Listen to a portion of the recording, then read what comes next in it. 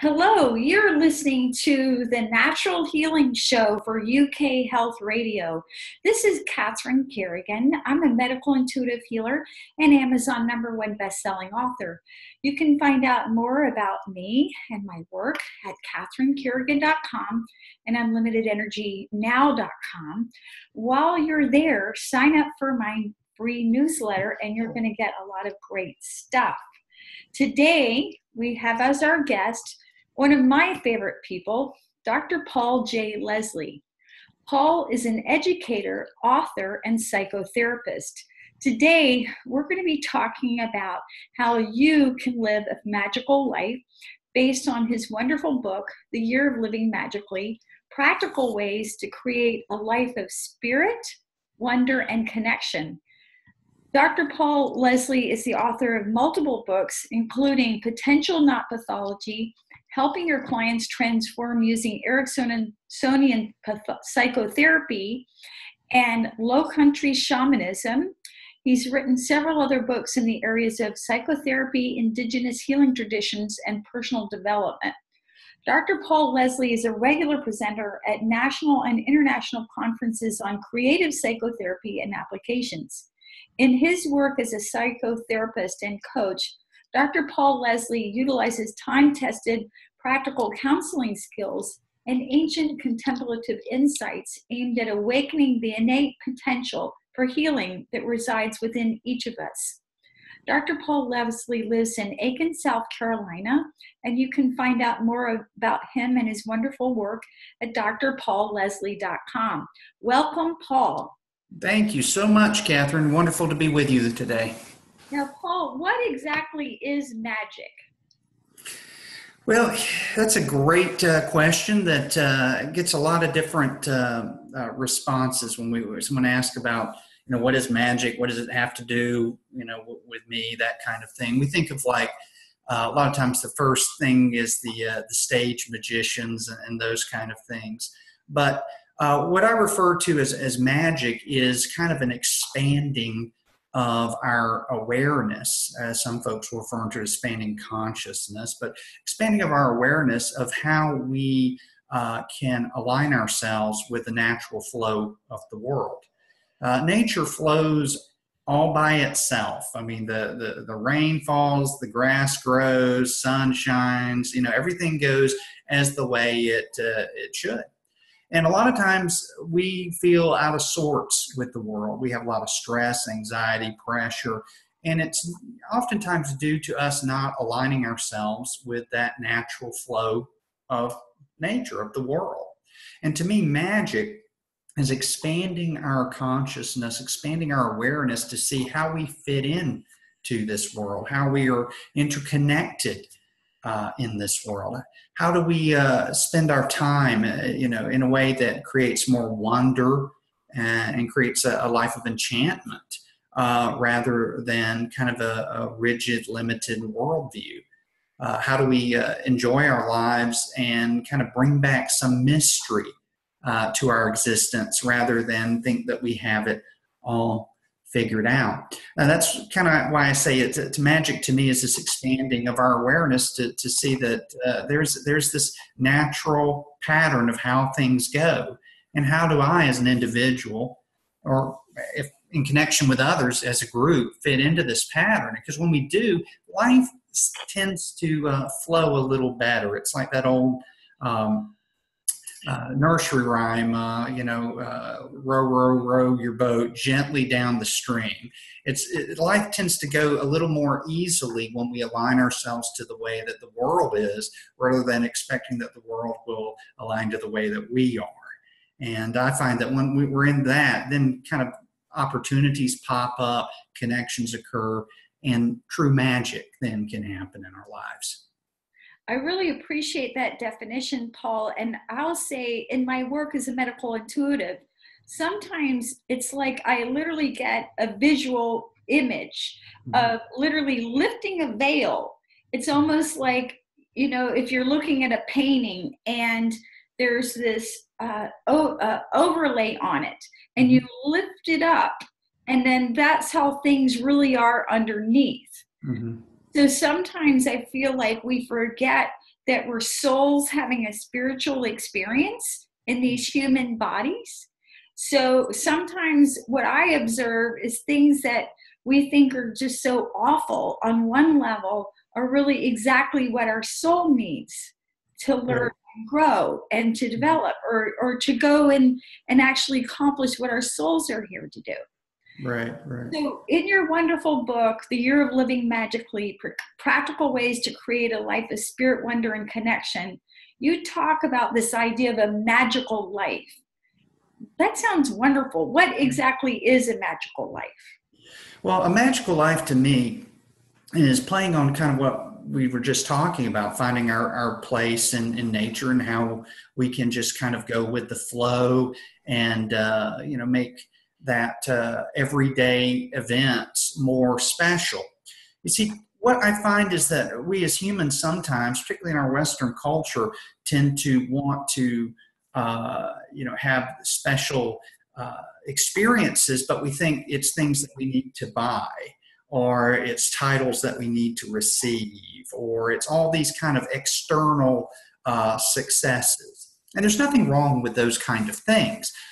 What I find is a magical life is where we make the everyday events that we have special, magical in that. We often get a distinction of, somebody says, I'm a spiritual person, or I'm not a spiritual person. We need to look carefully as what is the distinction you're making between one or the other. And a lot of times, if we can eliminate the distinction and see every act as a magical act, a spiritual act, whether you're religious or an atheist, that there's a sacredness to just the very act of being alive. And when we say that the very act of being alive is it's so marvelous in and of itself, so everything that I'm doing is a spiritual act, a magical act. And as a result of that, when we align our life to that kind of view, it's like, number one, the richness of life comes back. And number two, things, opportunities, connections, synchronistic events just tend to happen more often for us. We meet people we need to meet. We connect with ideas that we need to connect with. But if we can eliminate the fact that, for example, using that distinction of spiritual, someone says, oh, well, I'm a spiritual person. A lot of times I'll ask, well, what specifically does that mean? And I don't eat meat, or I meditate, or I go to this church, and again, nothing wrong with that. But at the same time, that's their own distinction. And if we suddenly say nothing is sacred, so therefore everything is sacred, and eliminate that kind of dividing line, then everything is a part in the world we have this great interconnection with. We, again, Western culture, we view ourselves as separate from the world, as from nature, but we're really a part of that. And as a result of being a part of that and fighting against it at the same time, it adds to a lot of stress and frustration, confusion, particularly when we're trying to focus on something outside ourselves. Like, I've got to get to the next level in my work. I've got to get to the next, sale with my company. I got to build my business, and all that's normal, great stuff. But we miss out so much on life when our focus is solely on the materialistic kind of view. So having a magical life, to me, is that ability to balance the material with the spiritual, however you deem spiritual, because I'm not talking about religious or beliefs or anything like that. Now, here at the Natural Healing Show, we talk about drug-free approaches to healing. And in your mind, how does this attitude of having a magical life, how can that help with healing? Because in your work as a psychotherapist, you do help people heal by resolving mental, emotional issues. Right. Well, I think the thing I have found is that when life loses its magic, its enchantment, its wonder, suddenly the day-to-day problems we have become much more difficult than they are, because this idea of a problem is just sometimes a part of life. So many people try really hard to solve their problems, and they start to view life as a problem. And the whole self-help industry is built on this idea that if I just magically find the right tool, the right technique, the right new motivational program or something, then my life will suddenly not have problems. And someone asked one time in a session, they said, "Dr. Leslie, why do I have these problems?" I said, "Well, because you were born." I mean, that's what we do. We have challenges and support, and we move along through that. So when we have a magical view of life, to where life has a richness, a sacredness, a connection, the natural problems that we're going to have, and unfortunately there's a lot of them, they're a little easier to solve, because when we see the world as something that it's a wonder, it activates our brains to think more creatively. So creativity is always a great way to solve a problem. You can't solve a problem thinking the same way. You have to be very creative in a different way. So by embracing a magical life, to where I'm focusing on the richness and looking at everything as this wonderful, magical, spiritual existence, I think we naturally are able to deal with the daily stresses, because we get to really focus on what's important by viewing, instead of a regimented way of seeing the world, a more open and resourceful way of seeing the world. And we realize that life isn't a problem to be solved. It's a great, expansive mystery that we're never really going to figure out, at least in this plane of existence. So it's more of getting into it and embracing the mystery.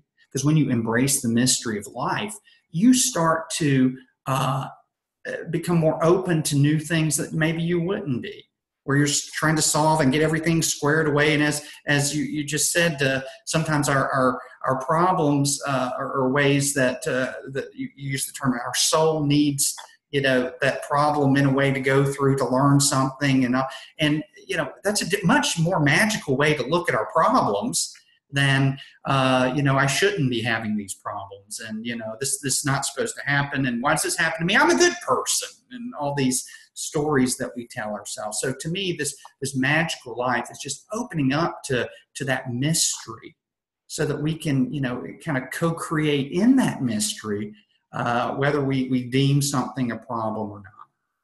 Now, Paul, how we all as human beings go through challenges and change. Change is part of the natural flow that you talked about, being in harmony. How did you come to find your path to a magical life? I found mine through problem. I was in the middle of a very, very painful period of my life several years back. I was getting a divorce. My wife decided that she was unhappy in her interactions with me, and decided that she wanted to leave the marriage. And it was very hard for me to deal with. It's unfortunately a very common thing too many people deal with. And so through that long process, as I like to call it, the feeling of being emotionally skinned alive, I decided to really take a look at my life. And what I realized is that in that moment of pain and heartbreak and despair, I did not really care about all the outward exterior things that I had been so focused on previously. I didn't care about my job. I didn't care about the next book I was going to write. I didn't care about the next journal article, the next presentation, next conference, et cetera, et cetera. It wasn't that I was being apathetic. It's that I found what was more important to me was my family. I wanted to not lose that. So I began to think to myself, how can I start to focus my attention more on, living a life where every day I feel more comfortable. I feel more a sense of enchantment about the world. And I came across a book by the American author Thomas More, where he was talking about, I think it's called The Reenchantment of Everyday Life, where he's talking about the disconnect that we feel from nature causes a lot of times us to live these kind of mundane, almost dead, boring lives without any, spark of magic and wonder and mystery, kind of what I've been talking about. So I kind of took that as a starting point and said, all right, for the next year, I'm going to see how can I learn as much as I can about living a really magical life with nature, and how can I connect better with others, and just really getting in and doing some of the things we've already talked about, and looking at things a little differently. And I found that when I really focused on what was truly important to me and making every day a little more special, making every day a little more magical, it really shifted my focus from a strict, I've got to get the next promotion kind of thing to I'm a part of this grand, incredible network of life on planet Earth. And because I'm always connected, my actions affect other actions, which affect other actions. So I become more responsible in the way I conduct myself. But also I have a feeling of comfort that I don't have to chase all these things. It's one thing if I want to enjoy, writing another book and all, but it's not that pressure that I have to amount to something by an external standard. I needed to pay attention to the internal standard. And then also question, is my internal standard really my standard? Or is this something that I've learned from other people? So it was this great alchemical process, if you will, emotional alchemy over the year of trying to figure out the best way to kind of live my life from this magical perspective of wonder and enchantment. So your book, The Year of Living Magically, Practical Ways to Create a Life of Spirit, Wonder, and Connection, do you feel that that's a good book for somebody to read if they're going through a major change in their life? Yeah, I do. And I'm not saying that just because I wrote it. I've just gotten some great feedback from other people who've been going through a hard time, and they've read it, and they too. And I kind of realized that their focus had been put in places that maybe might not have been the best place for them, and that they forgot about their inner world, and they focus too much on their outer world. And at the same time, I don't want to totally disparage the outer world. I think to me, a magical life is having a balance between the inner and the outer. It's interesting. When I was spending my year of living magically, I did a lot of reading of the Greek, Greco-Roman, the Hellenic philosophers. And most all of them they were very focused on logic and philosophy, reason, and all of that. But yet they also saw the importance of the role of spirit in our lives, even if they were not religious. That how does you connect with nature? And I took a lot of influence from that, because I think people who spend too much time focusing on the outer world miss it, but I also think people who spend too much time focusing on the inner world miss it. I mean, it's great that you can have all these wonderful inner esoteric experiences, but if you can't balance your checkbook, you can't pay your bills, you can't feed your children, I'm sorry, you're screwing up. And at the same time, well, you can balance your checkbook and you can feed your children and all that. You're responsible. You're taking care of that outer stuff. But yet there's not much happening inside. You have no ability to really sit with yourself and your own emotions and reflect on what's really important and have that sense of purpose and meaning. Well, that's a different kind of negative feeling as well. So being able to balance both, how you can live in two worlds. I think that's the big thing for figuring out how to live a magical life, but also not putting so much emphasis on one or the other.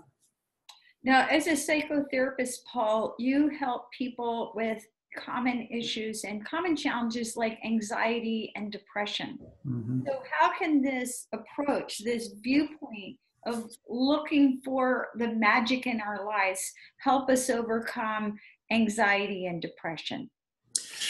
Well, I think, we're talking we're making some global, anxiety and depression as if, there's, just one type of anxiety, one situation of anxiety. So I'm speaking generally, which, so I don't want to sound like that I'm only talking about one kind of way of experiencing these unfortunate issues.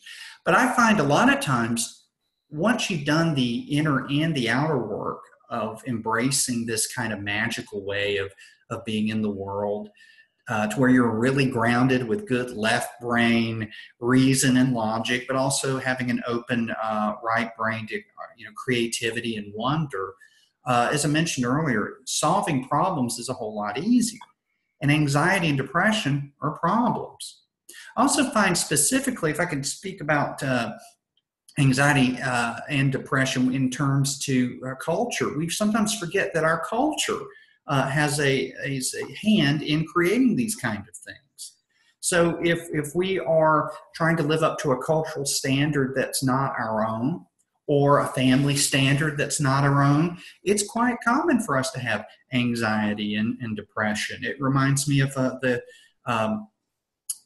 doctor I worked with many years ago, who he'd been a doctor for I don't know how many years, and he'd been very successful.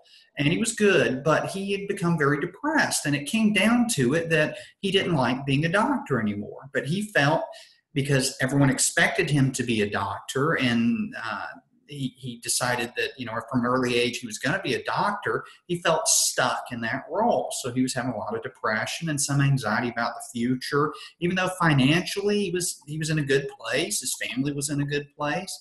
Well, it came down to, he never got the message from society that you can do multiple things, that you can always change your course and do something more inspiring. He got the message that once you choose to be a doctor, you always stay a doctor.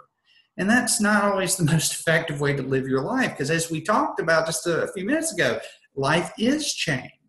So we decided we'd sit and figure out, if he could do anything, what he wanted to do. And he came up with the idea about scuba diving. He loved to scuba dive. And so we started with some really simple steps of, maybe you ought to, get certified to teach scuba. That might be fun.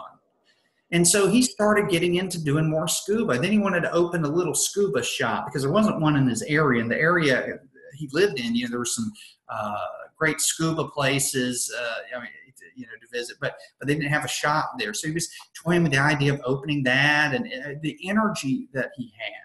It was amazing. And he looked 10 years younger talking to him, because he didn't realize that he could maybe scale back on being a medical doctor, get another doctor in there to help him, a new doctor who needs a job.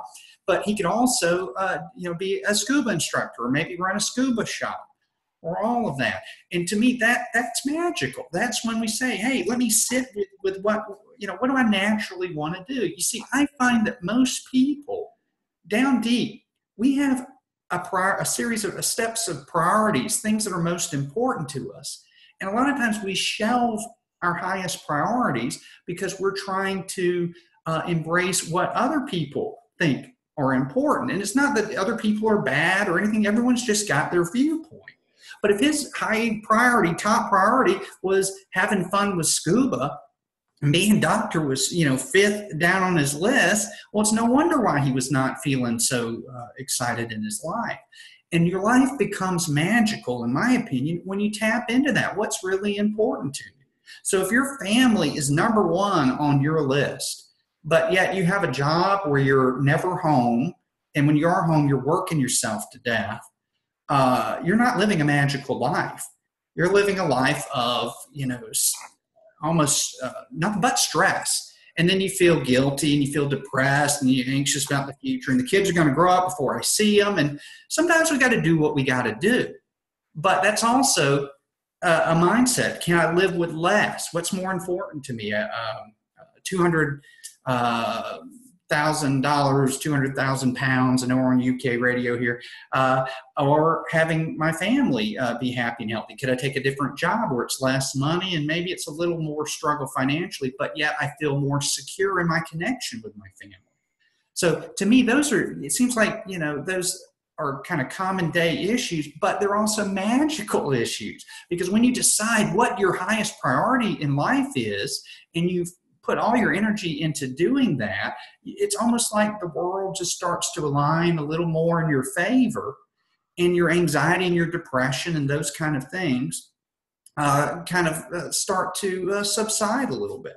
Now, again, I'm talking, in a global sense about anxiety and depression. We know there's specific things due to, trauma and all kinds of other psychological issues that it's kind of giving a more of a Band-Aid approach. But I really have seen just in my clinical work, a lot of times us trying to live to these outside standards create more stress, fear, and just overall discomfort in life. And then we feel detached from the very essence of life and mystery of life that we're actually trying so hard to get to.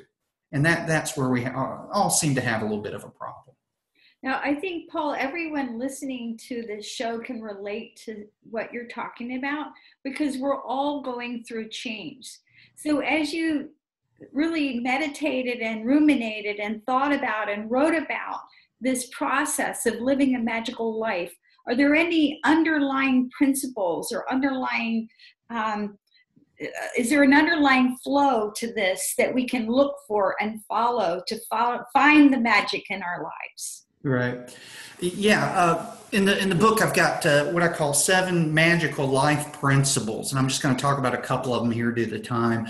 The first one is what we've kind of been discussing about this idea of interconnection. If we really were to see ourselves as connected to the world as a vital piece of the whole, a lot of our fears about being isolated and disregarded by our fellow human beings would tend to decrease. People desire, I think one of the top desires is the desire to feel significant. If we don't feel significant in any area of our life, we start to, going back to anxiety, depression, all these kind of things that we discussed about that can negatively impact our life.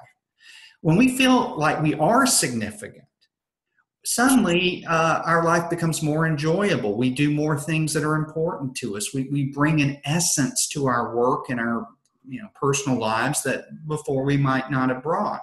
It's not hard to turn on a television and see so many people degrading themselves and doing things that just aren't good for them in their quest to feel significant, to be noticed, to be seen, as Andy Warhol said, the 15 minutes of fame. Well, when we know that we're a vital part of everything that's going on in the world, in this, even though we may be a small part, it's still a connected piece. That desire to have to grab the spotlight and be the number one and to be the best and to be competitive and to step on others to get to where we need to go, it kind of decreases. Because you're just as important as the next person. So when we see this spirit of connection, then we no longer have to, be a solo artist, so to speak, to create. We are co-creating with everybody, with everything. So to me, that one piece of the puzzle is so important, that one principle. The other principle, and again, there's 7 of these, these are the ones that I just want to share with you today, is that our thoughts, our words, and our actions are in this intertwined effort to create. And what we create is what we think about, what we say, and what we do. The Buddhists, esoteric Buddhists call it the 3 mysteries or the 3 jewels: thought, word, and deed. I see a lot of the self-help literature. They spend a lot of time on what we think. If you think positive, and some people buy into the law of attraction, your thoughts, and bring things. But as equally important is, what are you saying to yourself? What are you saying to other people? What actions are you doing every day? Now, this sounds like kind of mundane stuff, but as we already stated, magic can happen in the mundane. So if every day we say, okay, what do I want to think about today? What do I want to say today? What do I want to do today? And be very present in those and see how those work together. Because I can be going and doing an action, but if I'm thinking it's not going to work, or I'm thinking I don't really want to do this, and I'm saying I don't really want to do it, my success in that's going to be minimal. By the same time, if I'm thinking I want to do it and I'm saying I want to do it, but I'm not doing it, there's a disconnect there. So being able to really look at what we're doing, what we're thinking, what we're saying, and what we're doing, those together is how we create our reality. And I don't mean that in an esoteric way, as in, I'm creating everything right now, but just our results, I guess is a better way to say it. And the quality of our results is about the quality of our thinking, is the quality of our words, the quality of our deeds.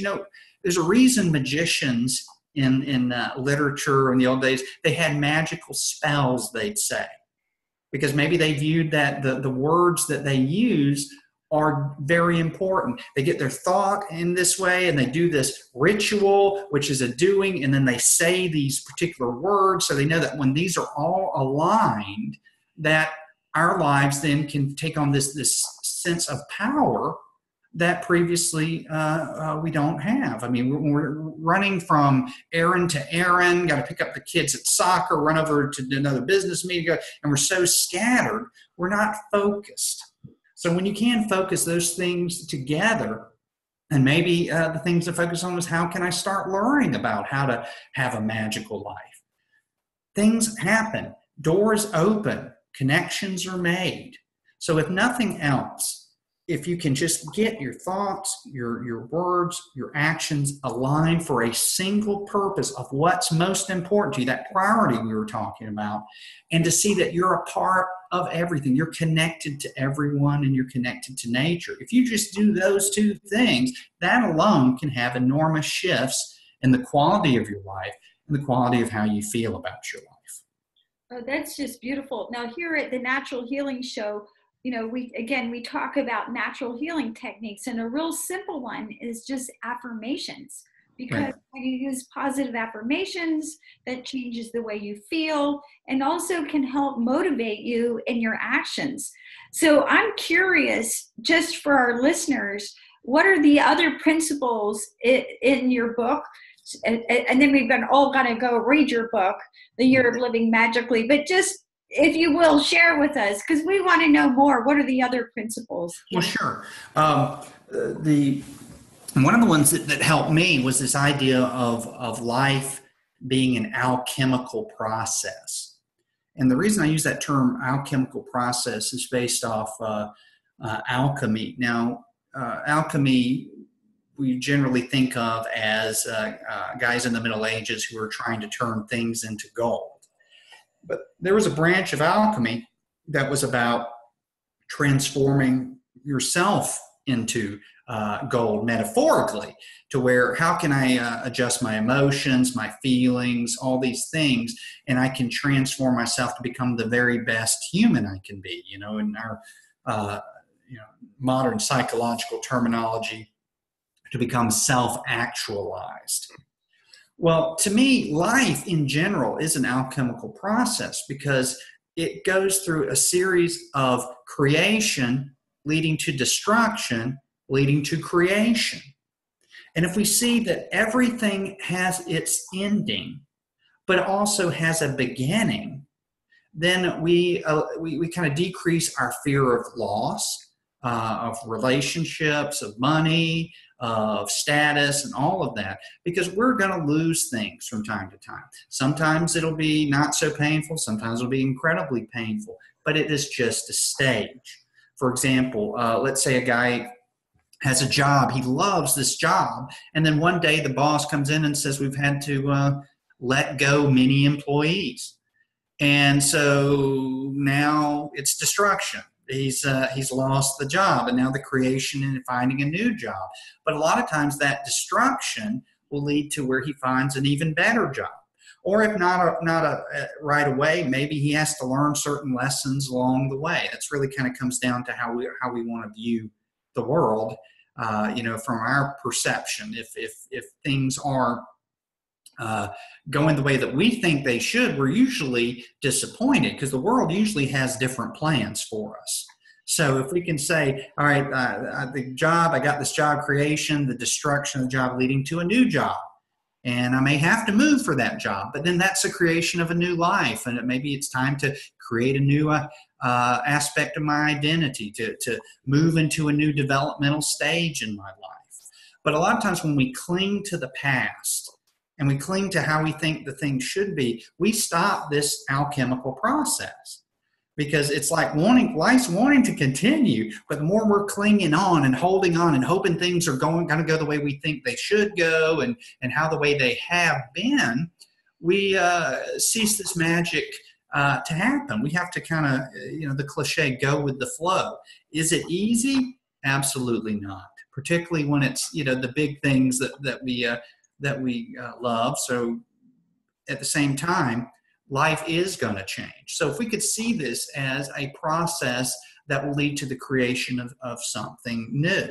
I can't tell you how many clients I've had who they've gone through some kind of life change, and it's a tough time for them. But then a year later, life's a little better. The guy who says, I'm never going to get married again. And then you run into him 3 years later and he's met the love of his life and gotten married and happy as can be. Well, he couldn't be happy as he can be unless the old kind of, basically changed into the new. The only way that it can change into new, it has to be destroyed. Nature has to have fires. It has to have tornadoes. It has to have hurricanes. Do we like them? No. But, and we look at the big picture, those are necessary to keep the balance in the ecosystem and keep that homeostatic balance. Why should our lives be any different?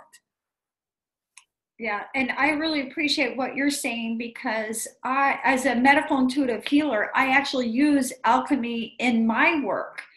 And I use alchemical herbs, and there's herbs for the physical body, there's herbs for your mind, and there's herbs that address the soul. And part of what I do when I'm doing a medical intuitive reading is determine where is the imbalance.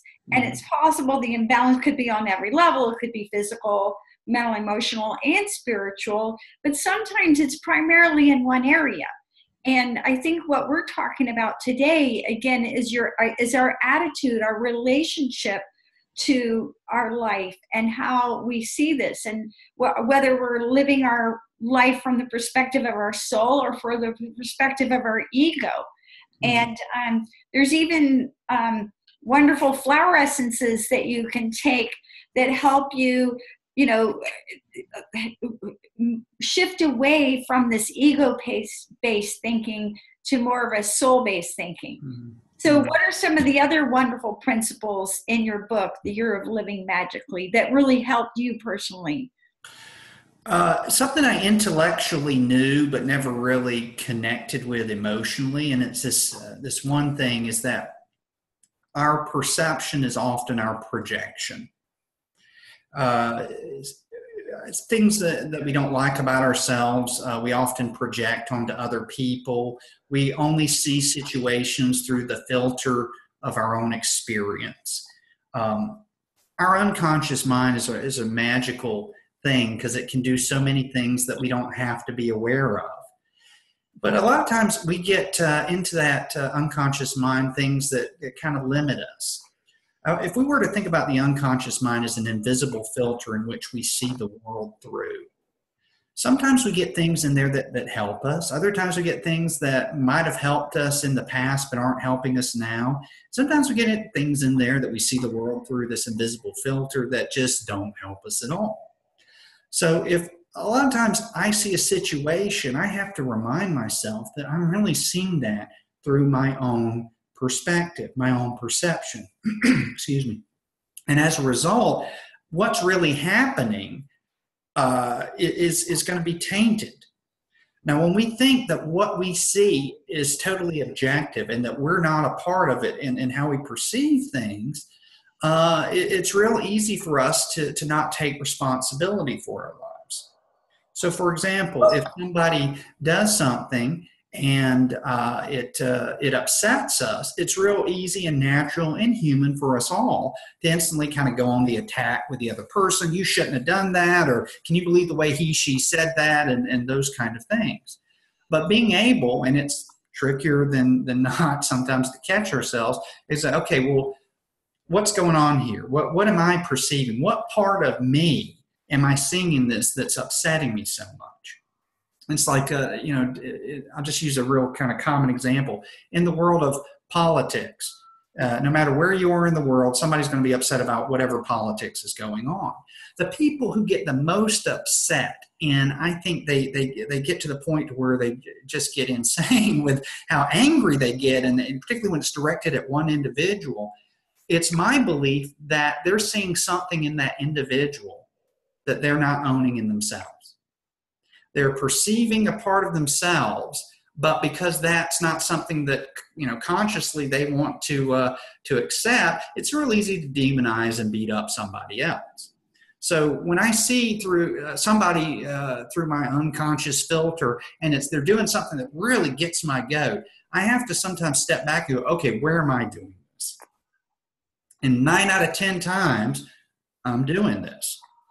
If somebody's really snitty and nasty to me, I go, okay, where in my life have I been snitty and nasty? When have I said, crass things? Where have I been rude? And there's plenty of examples of that. And until I can say, okay, obviously I've got this part that needs attention, this part of me that needs attention, needs a little love, a little compassion. When I do that, then I'm able to start decreasing that knee-jerk anger reaction toward the other, because once I love that part of myself, then I can love that other person for who they are rather than me reacting off the stuff that's really mine. So if every situation we're coming into, if we realize that we're a part of that, hence the co-creating, we're seeing this, we're experiencing this, hearing it, feeling all those sensations coming in, and it's this dynamic interaction. And when we are interacting with another person, it's not just them. That's my biggest issue I've got lately with the field of psychotherapy. And I'm generalizing here, but it's this idea that the therapist is outside the interaction with the client. It's almost like we're doing things to them. That's not what's happening. There is an interaction between us. So if I want the client to change something, maybe I need to change something about me in our interaction to create change. The same thing is how we deal with life. If we are always thinking that life is outside ourselves and there's no part of us tied to it, then we suddenly start to want to do things like destroy the environment because it's not a part of us. Why do we worry about it? Or hurt other people because they're not a part of us. When we see that it's all connected, again, going back to that, and that what I'm perceiving is really a part of me that maybe needs a little more attention, a little more love, a little more compassion. At that point, I can maybe own it a little more and then be able to connect a little better with that person. Love that part in me so I can love that person. And it's hard to do because you mentioned the term ego. Our ego certainly gets in the way. Because we want to be right. We want to be right. There are people who will fight and die to be right. And I think it was Wayne Dyer who said, sometimes it's really just better to be kind than it is to be right. But in order to do that, we've got to look at that perception that we're projecting out. What's going on here? What is this about me? And boy, our ego takes a bruising. But that's the only way we grow is when we take that bruising and go, hey, it really is about what I'm putting out there. So if we can get control of our perceptions and just know that, some of what's really getting us, that's our stuff and we need to heal. Then we're on a path to take not only responsibility for how we heal, but take more responsibility for how we live our lives and create more compassion and connection with others. The final question, Dr. Paul Leslie, author of The Year of Living Magically. Why do you think most people fear opening up to magic and mystery in their lives? Because I want to know what's going to happen. Yeah, exactly. In control all the time. Well, that's it. We have a desire to control things. We want to be in control. And it's so hard for us to let go of control. This is where that being balanced, being able to, it's a paradox to let go of control, but also be in control. How do you do both? Well, it's tricky because we want to know what's going to happen to us. It's like if we know how the end of the movie is, we can prepare ourselves when to feel a certain thing. But it also takes away from the excitement and the richness of viewing the movie because we already know what's going to happen. Yeah, we could still enjoy it, but it's not so much, oh, wow, I had no clue that Darth Vader was Luke Skywalker's dad, that kind of thing. So we want to control. We want to make sure we don't get hurt. Humans naturally move away from pain and toward pleasure. That's how our organism is. And if we are constantly trying to avoid pain, we're going to naturally want to control situations so we have the least detrimental, activity to us. And this isn't a bad thing. However, when we become overly controlling, we don't create a space for magic and mystery to come in. We're just trying to basically play off a script rather than to have improvisation in our life. It's like, you go to a classical music concert, it's all written, all the notes are written, and it's all the same. And there's nothing wrong with that. That's beautiful. But then you go to a jazz concert sometimes, and they're improvising, so you don't know what's going to happen moment to moment. So there's this level of excitement, because if you're a big classical music fan, you know what the next measure is going to do. And so you can wait and you can enjoy it. But when you don't know what's going to happen it could happen at any time. Oh, it could be a great note, a wrong note, something different. That creates this spark of creativity. So by letting go of control and allowing that magic and mystery to come in, we access our ability to deal with life in a creative way, in a spontaneous way. It's hard for people, though, because we definitely want to be controlling of all things in our life, and I'm guilty of that too. So this is a work in progress I'm giving you today. So you've been listening to Dr. Paul J. Leslie, educator, author, and we've been talking about his wonderful book, The Year of Living Magically, Practical Ways to Create a Life, Spirit, Wonder, and Connection. You can find out more about Paul at his website, drpaulleslie.com. This is Catherine Kerrigan, medical intuitive healer, Amazon #1 best-selling author. You can find out more about me and my work at catherinekerrigan.com and unlimitedenergynow.com. While you're there, sign up for my newsletters. You've been listening to The Natural Healing Show for UK Health Radio. And remember, when you open yourself to the magic and mystery of life, you can experience natural healing. Thanks so much for listening, and we'll see you next time.